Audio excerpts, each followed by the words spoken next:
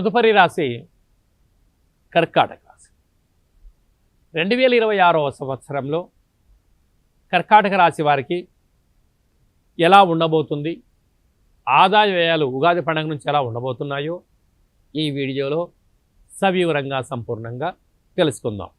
కర్కాటక రాశిలో ఏ నక్షత్రాలు వస్తాయి అనగా పునర్వసు నక్షత్రంలోని చివరి పాదమైన 4వ పాదము, పుష్యమీ నక్షత్రంలోని 4 పాదాలు, ఆశ్లేష నక్షత్రంలోని 4 పాదాలు కలిపితే కర్కాటక రాశి.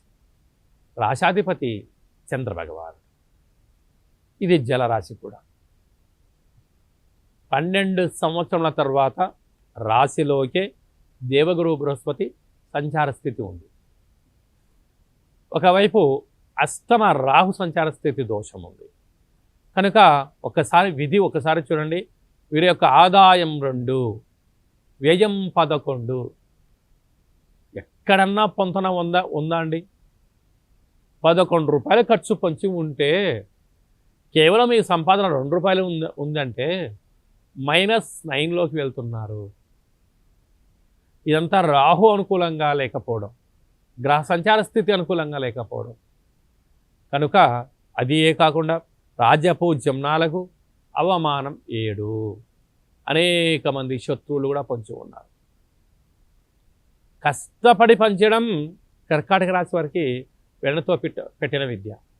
అంటే మార్కెటింగ్ రంగంలో కానీ, వ్యవసాయ క్షేత్రాల్లో కానీ, ఆహార ఉత్పత్తులు, హోటల్ ఉత్పత్తులు, పారిశ్రామికవేత్తలు, కంప్యూటర్ రంగము, చేనేత రంగము, అనేక రంగాలలో మీరు లేకపోతే వాణిజ్య వ్యాపారమే లేదు అని చెప్పి కూడా గమనించగలరు.